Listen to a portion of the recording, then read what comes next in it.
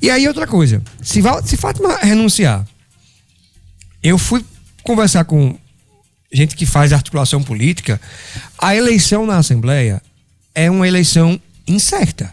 A eleição indireta é uma eleição incerta. E aí eu vou trazer o caso que eu compartilhei, não sei se aqui ou em conversas reservadas, acho que eu disse isso aqui ao vivo.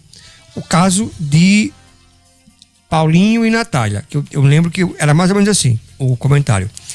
Álvaro vai ter que dar tudo de si para Paulinho ganhar, porque se Natália vencer, ele está morto eleitoralmente. Então, com o Estado nessa situação fiscal e orçamentária, se a oposição sentar na cadeira de governador, Fátima está acabada. Sem a máquina do governo, sem os carros Fátima está acabada, porque assim, tem muita coisa a ser descoberto. E eu estou falando de questão fiscal. Não vou mencionar uma hipótese maior, mas só o que está posto na mesa de discussão, de debate, o estado fiscal das coisas, se a oposição sentar ali, destrói ela. Só para arrematar aquele pensamento que eu estava com ele aberto, para mim começa a ficar um pouco claro que os riscos envolvidos torna permanecer na cadeira uma escolha mais sensata. Porque se ela sair com Walter dizendo que vai sair, ela pode se inviabilizar. E outra coisa, há um discurso... Mas a notícia aqui é o seguinte, a governadora Fátima Bezerra confirmou que vai disputar uma vaga no Senado de 2026 e afirmou que seu nome está entre as prioridades do PT nacional. A declaração foi dada, não foi a gente aqui não, foi ao Globo. A candidatura de Fátima se encaixa em uma estratégia mais ampla do PT, que pretende ampliar sua bancada no Senado Federal. Qual é a estratégia do PT? Ampliar a bancada. Ampliar a bancada no Senado. E aí... Isso aí tá correto. Tem razão. Mas aí, nessa reportagem do Globo, eu lembro que eu estava conversando com ele antes de começar o programa, ele até cita as estratégias. Em alguns estados, ele vai investir em nomes novos, em outros estados, como é o caso do Rio Grande do Norte, vai investir em nomes mais conhecidos da população. Se a estratégia do PT é de fato ampliar a bancada no Senado, o nome é Natália. O nome é Natália. É Natália. E se Natália entrar, até Stevenson está ameaçado. E eu acho, eu concordo plenamente com o Dinarte. E outra coisa, essa necessidade da governadora. E eu me lembrei agora de Alexandre de Moraes, quando fala, tem que falar para o exterior. Ir para o Globo. E a gente sabe como essas notícias são plantadas e ela a própria governo mas faz sentido. É o exterior faz do sentido, Estado. Para onde ela falar aqui, a própria governadora já está desacreditada. Outra coisa que também falar, a governadora sempre está jogando bem. Quando ela afastou a senadora Zenaide, ela sabia que com o Zenaide ela poderia ali, como companheira de chapa, ela poderia perder a cadeira dela. Então ela botou Zenaide na oposição para ter esse voto único. Mas o grande problema é que o PT é pragmático, principalmente o presidente Lula. E o presidente Lula pode vir para a governadora Fátima e dizer, olha, fique por um ato heróico. Ministra ela não vai ser não, porque a governadora Fátima nunca conseguiu. Com 3 anos e meio de governo dos dois, com 3 anos de governo dos dois, uma reunião sozinha com o presidente. Ela sempre tem que estar em eventos com o presidente.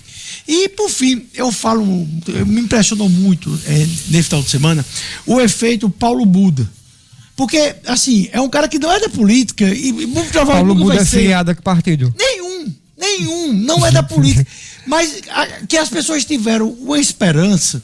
E eu falo isso porque eu vi muita gente, inclusive até políticos, mas no Estado que todo político quer poder, mas não quer o governo do Estado. Isso foi viabilizado pela governadora Fátima Bezerra. E a gente está muito distante da eleição e o que a gente vê é o Estado do Rio Grande do Norte cheio de cabrechos. A governadora Fátima bate e diz assim, eu dei autonomia ao UERN, eu fiz isso, mas tudo acabou sufocando mais ainda o Rio Grande do Norte. Aí depois que Paulinho lançou a pré-candidatura... Paulinho Buda. Lançou a pré-candidatura de uma eleição indireta que nós temos, na verdade, governador, vice-governador, presidente da Assembleia, né? Aí Vivaldo lá em Caicó, depois disse, então, eu aceito esse desafio. Mas a gente está falando de um político de 87 anos. que já está deixando a política. Você veja então, que, assim, você veja veja como que é louco. quem está aceitando, né? É Vivaldo, que é da base, né?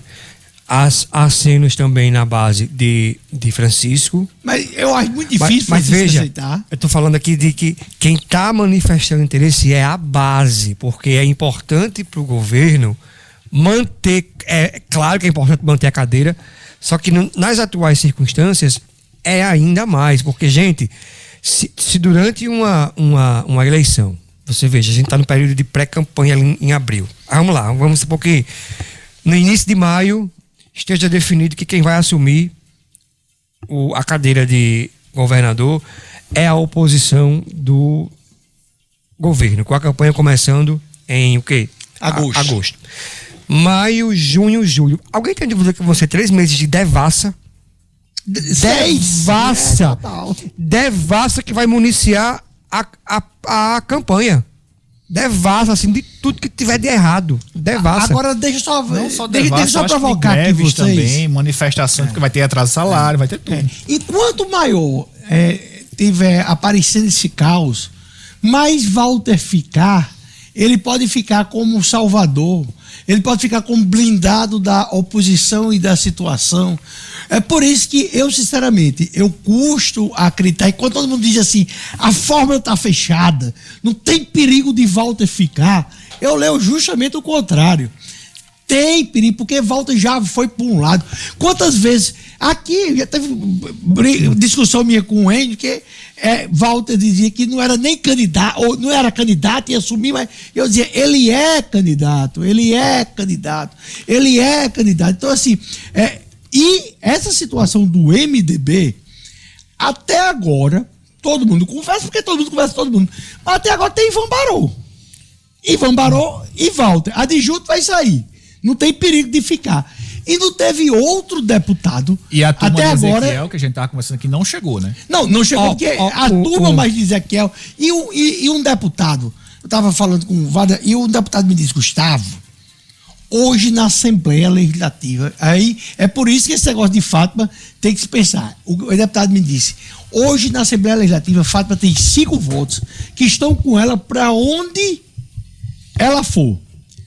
Isolda, Divaneide, Chico, Doutor Bernardo e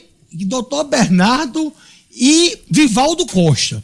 Aí na mesma hora eu rebati a pessoa, um deputado. Eu disse, não, mas tem Eudiane e tem o menino lá do aí não tá porque daí, o Baldo. Aí não tá porque daí vier, não. Aí eu disse, não, mas tem Eudiane e o Baldo. Aí ele disse, não tem Eudiane e o Baldão. Eles estão com ela por causa do momento que ela tá ali.